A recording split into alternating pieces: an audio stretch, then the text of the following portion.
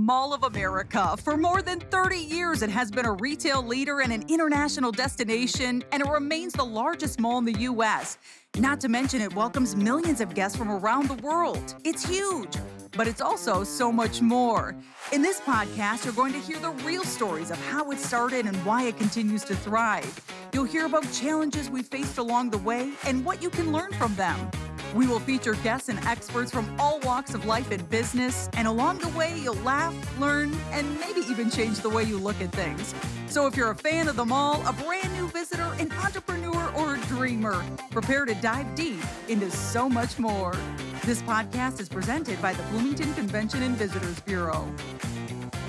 Hey, welcome to So Much More, our Mall of America podcast. I am Jill Renslow, your host for today, joined by Dan Jasper. Welcome, Dan. Hey, Jill. And we are excited to have the one, the only Paul Allen with us in studio today to talk about all things sports. Paul is a Minnesota legend here, a sports commentator who has called play-by-play for the Minnesota Vikings for over 20 years. He's the voice of the Vikings radio network and for horse racing at Canterbury Park.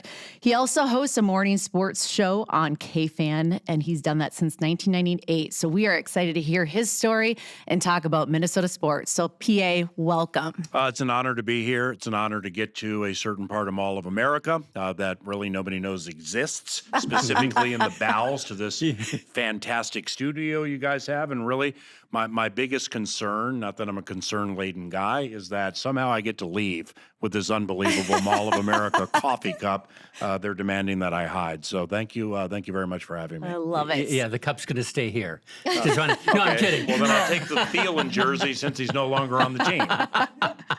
Hello. We're going to kick this off by talking about Minnesota has a long sports history, and you've been a fabric of that, the voice, the talent, bringing that story to all of us. So take us back. How did it all start in bringing you here to Minnesota? Well, I'm a racetrack announcer by trade, so therefore this will be my, I believe, 30th season calling races at Canterbury Park. It used to be Canterbury Downs. They closed, reopened in 95 as Canterbury Park. I started as a racetrack announcer in 1993 at a racetrack in San Francisco, that area called Bay Meadows. So you're able to see races around the country, even if you go to Canterbury. It's called teleracing or simulcasting. So they saw me early in my career, and they just liked something about the energy, or they didn't want to go with like an announcer that had done it for a million years, so they hired me. So for 5 years, 93 through 98, my life was that of kind of a gypsy trail where I'd work 6 months in the San Francisco area, and they're racing at Mall of America, and then I would go to Grand Island, Nebraska, and call races at Fonner Park for a month and a half, come up to Shakopee, call races at Canterbury, and rinse and repeat for 5 years. KFAN Radio, when it was AM 1130, was doing Saturday shows at Canterbury in 97, and they asked, does your announcer know anything about sports? And I said, I think I do. So then I would go on KFAN Saturdays when they were at the racetrack. And I'm not, I wasn't even living here at that time except for the spring and summer. Well, they heard something they must have liked, and Jesse the Body Ventura, former governor but also former radio host at KFAN, Jesse and I really hit it off. And because music and like watching live music on YouTube, that's like my number one hobby outside of biblical studies and stuff like that. Well, Jesse and I knew a lot of the same performers that I would go see in the Bay Area. So Jesse and I hit it off. He helped me land it full-time, started at KFAN full-time in 98. Then KFAN switched, the Minnesota Vikings switched from WCCO radio to KFAN in 2001. I went for that job, and I had never done play-by-play at any level in my life. So what I did is when I caught wind that there may be an opening, 2000, I would go to the Metrodome and call games for an emerging internet site known as Vikings.com because people around the world wanted to hear the call, and CBS, the parent company for CCO, wanted nothing to do with it. So they came to KFAN and said, anybody want to do this? And I'm like, me. And I'd never done it. So, but after that season, I had 16 games of tape I'd say 10 of them live, home and road, 6 off television. So we did whatever it takes to get to that spot. And they liked it. And in fairness, they also liked that I had a radio show, and that, you guys would know as Mall of America that whenever you get a chance to have somebody glowingly speak of your product and you don't have to pay exponentially more for it, so that also played into them considering me for play-by-play. And I got beat. And so I went for it, and it was against a bunch of people who made play-by-play as their career, including the one who won it, who was a former San Diego Chargers and USC Trojans football announcer. So really, I had no shot. I got beat, and but then that guy got fired for various reasons, like one game into it, preseason. So then on a day's notice, they said to me, he's out.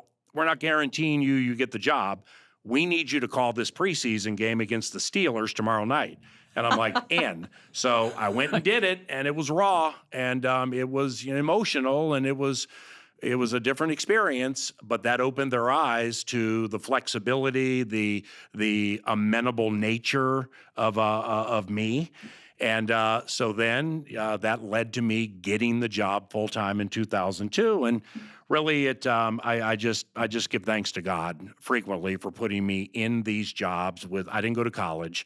I auditioned to be a KFAN, auditioned to be a racetrack announcer, auditioned to get into the NFL, and I won them all. And I've held them all for X amount of years. So it gives me chills to think that that's how it worked, and it's still happening. And here I am at one of my favorite places, Mall of America.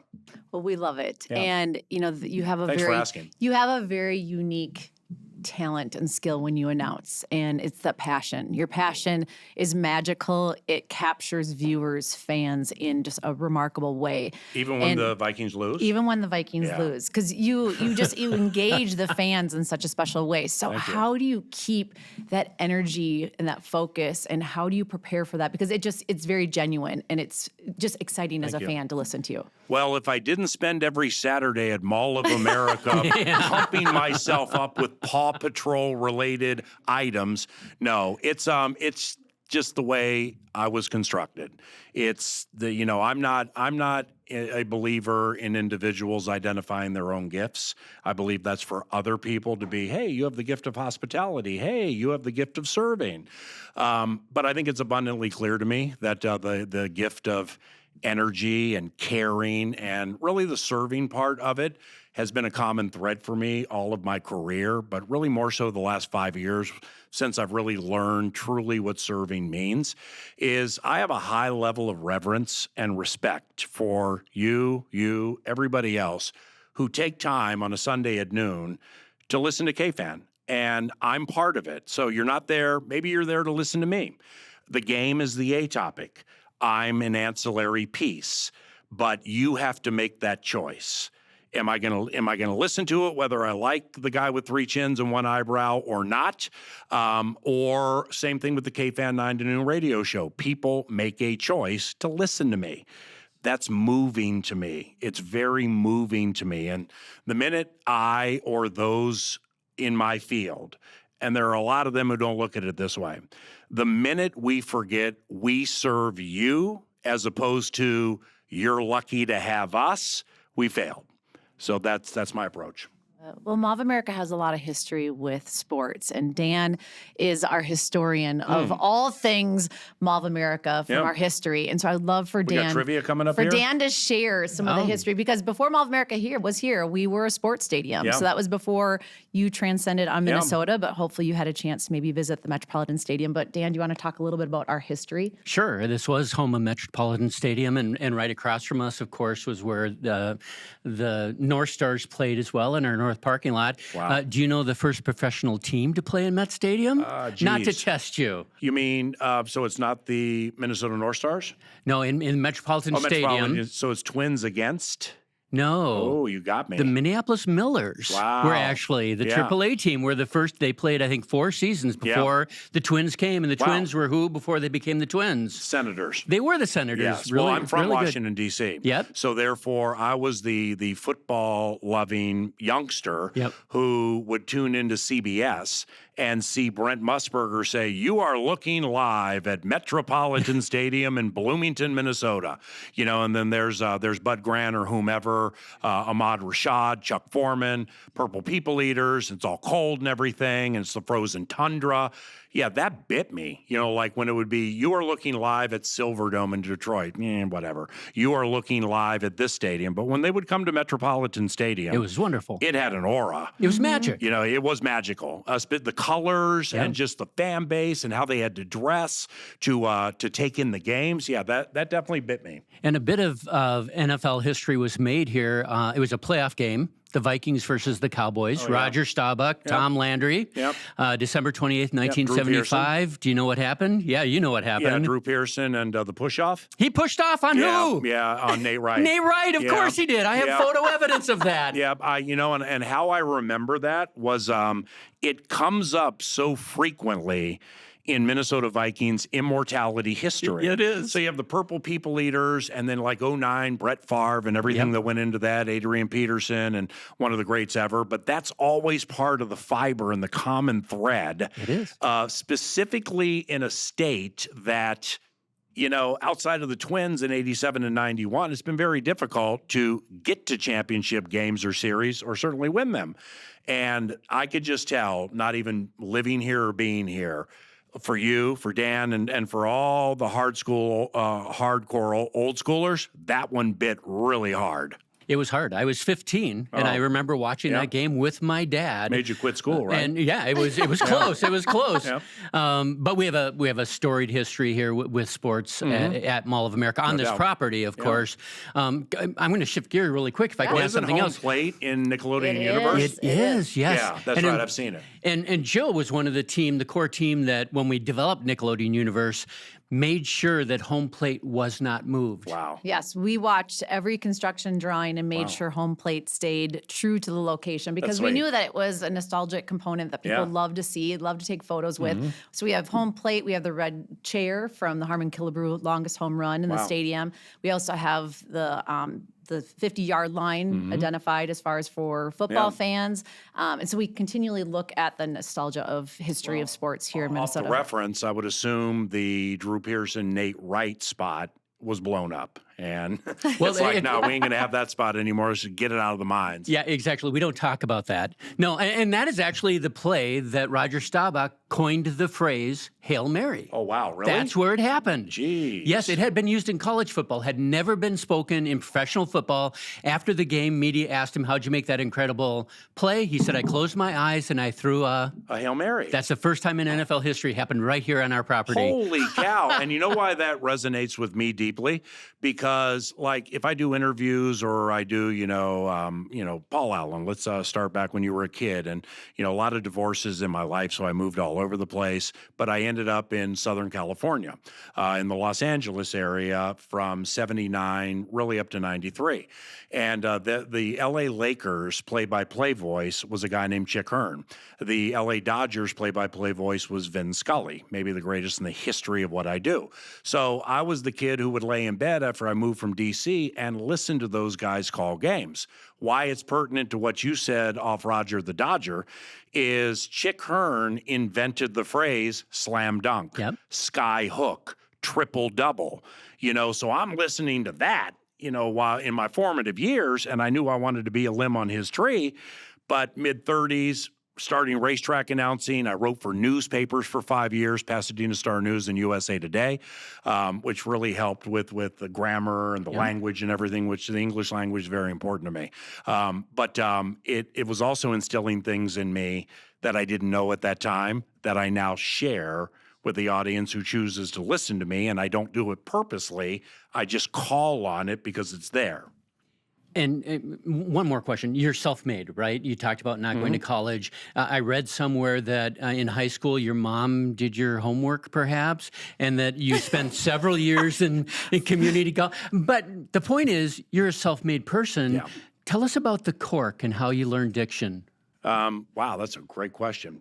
Well, I would not have graduated from high school had my mom not done a majority of my homework. I've been there, in by the way. 1984, and kids watching the podcast or listening, we do not encourage that. However, that was my In lot in school. life at that time. So that's true. And then I went to junior college for 5 years, 5 years. and managed Yep. to not get a degree at Pasadena City College because I didn't. It's just, the best way to put it is we're not all wired the same. Absolutely. All right. So the analytics of statistics and math and geometry, geometry, that level, science and all that. I mean, it did nothing for me. Now, English and history and literary work and prepositional phrases and non-essential clauses and split infinitives. Well, like people are like, what? Well, that's how the English language was constructed. So it's not like every single sentence I say is like, hey, go back to where you came from. I'm not going to change everyone to go back whence you came. But I know it's go back whence you came.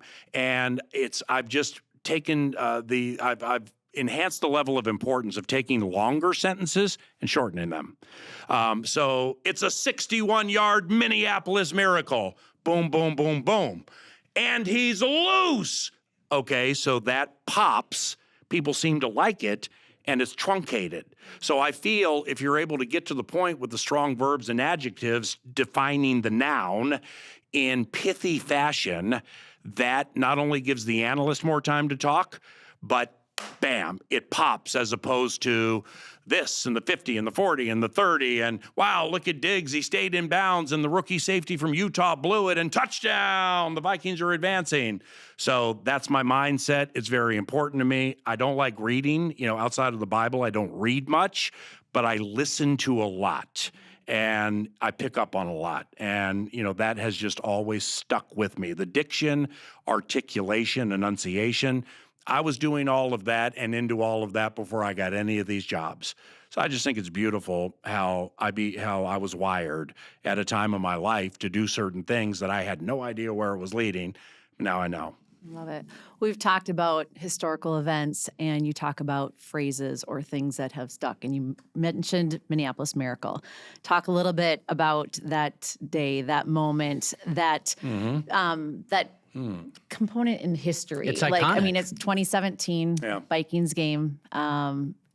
It was. We'll take it a step farther and tie it to Mall of America because being at Mall of America, which is, this place for me, and you can go back in my Twitter, you can talk to people who know me.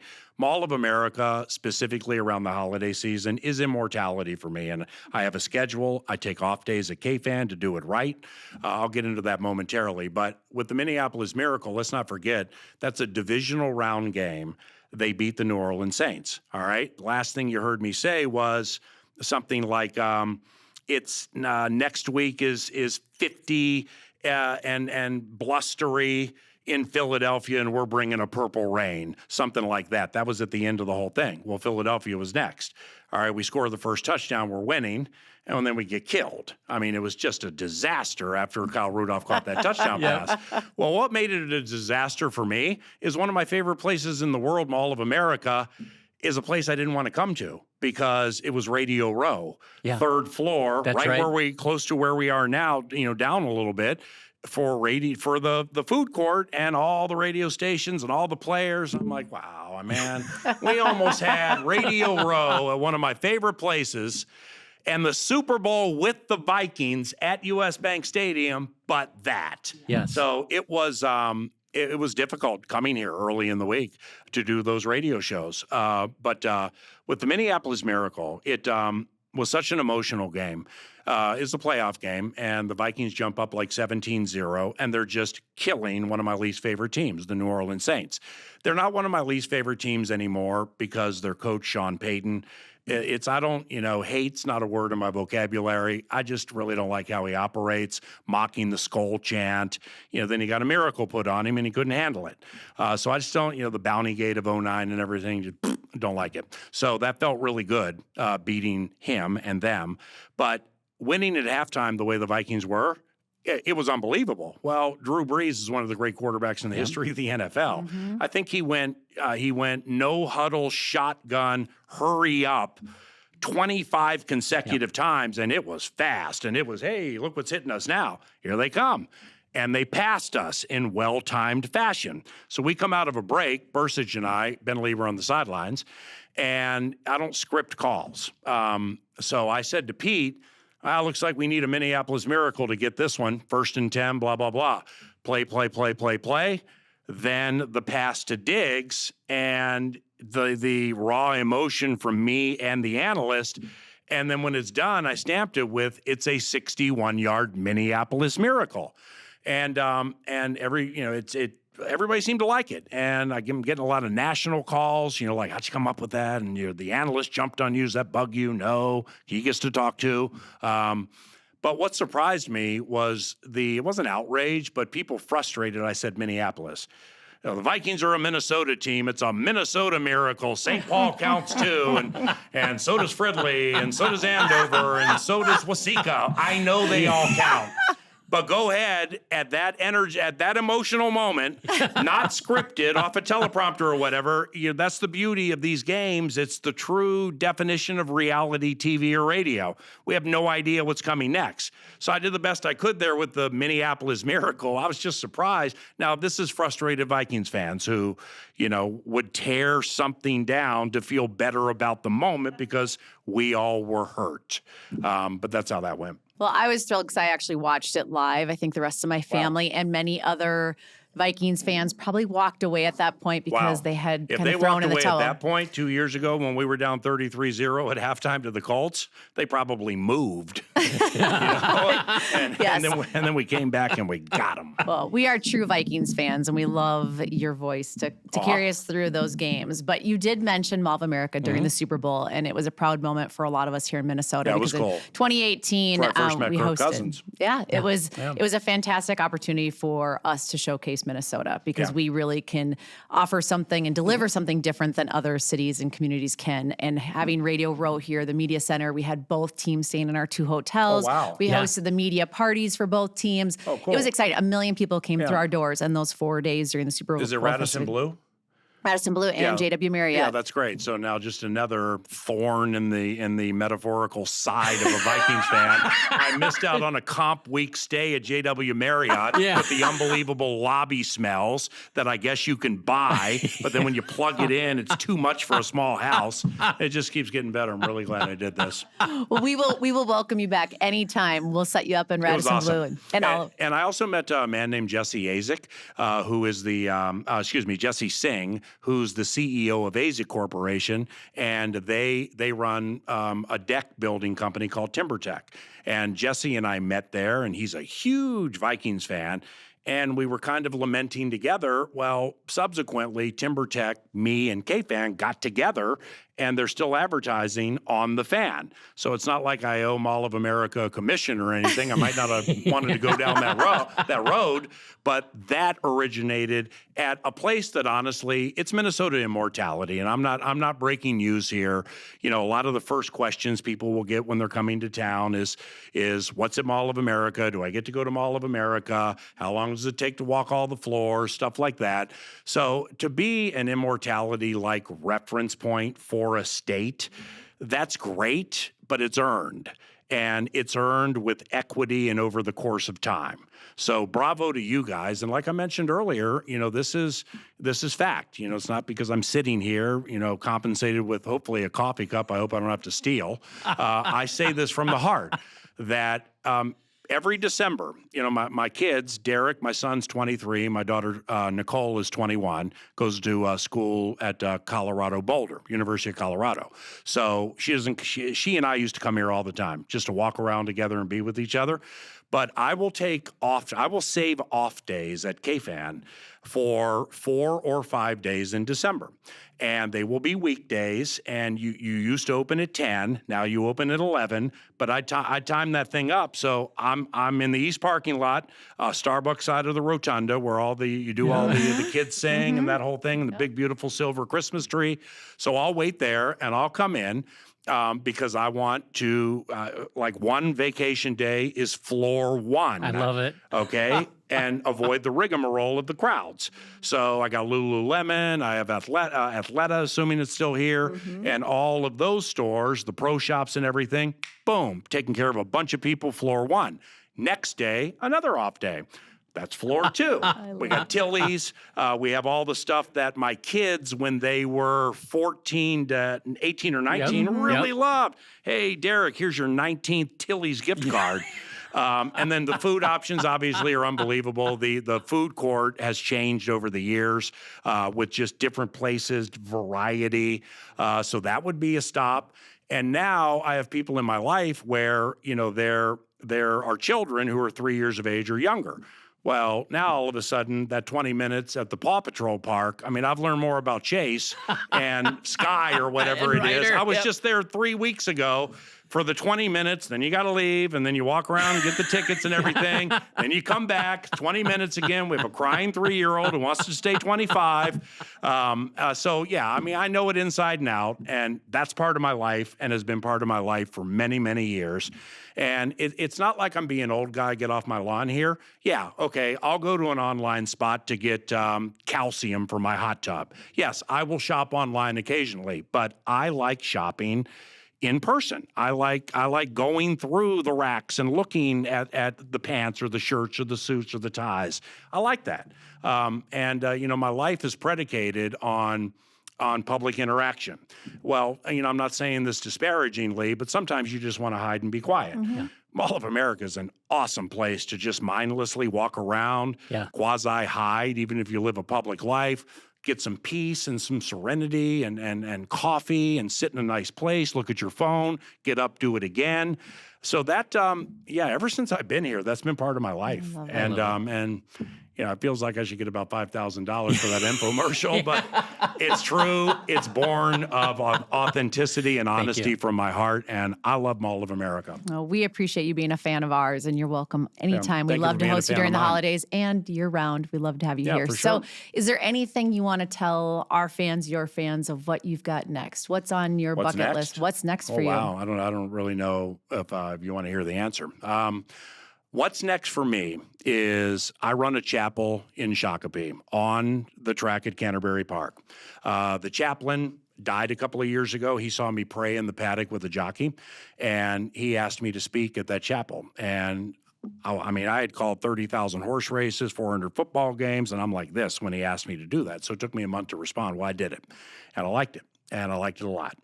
And subsequently, I've taken a lot of classes, and I've studied, and I don't know when it's going to happen. That's up to God, not me. But my identity is rooted in Christianity. It's not rooted in Minneapolis Miracle.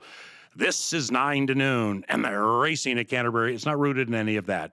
Those are blessings to be able to do and provide distractions for other people who are looking for distractions in their lives. I'm very blessed to be able to do that. Forget the path to get there, which is that of improbability. I'm there, and I've held it. So what's next is going to be, I don't know. I mean, it might be buying an RV and traveling around the country to chat about what we're talking about, and I'll call it Brother Loves Travel and Salvation Show. Something, I don't know what it is, but I know it's coming, and I know it's coming quickly. So I'm not saying that I'm going to leave all my jobs tomorrow, but that's what's next. I just don't know when. Follow your heart and your passions. 100%. And we appreciate you. Thank you for spending time with us today. And thank you to all of our fans for so much more. Do I get the cup? You can keep the cup. We promise you can keep the cup. But we love the crossover of sports fans and fans of Mall of America. There's a lot of passion and emotion that goes with our connections and our experiences. So for all of you listening and watching, join us next time and follow us where you listen to your podcasts. And we'll see you again soon. Thank you for tuning in to today's episode of So Much More. If you want to hear more, be sure to subscribe to our podcast wherever you find your favorites, including Spotify, Apple, or Google Podcasts. And you can also watch a video cast on YouTube. Go to podcast.mallofamerica.com to leave a review, ask a question, or give us an idea for the show. Until next time, thanks for listening. So Much More is presented by the Bloomington Convention and Visitors Bureau, the official destination marketing organization for the city of Bloomington, Minnesota. Before your next trip to Mall of America, visit bloomingtonmn.org for answers to all your travel questions, deals and packages for hotel stays, and so much more.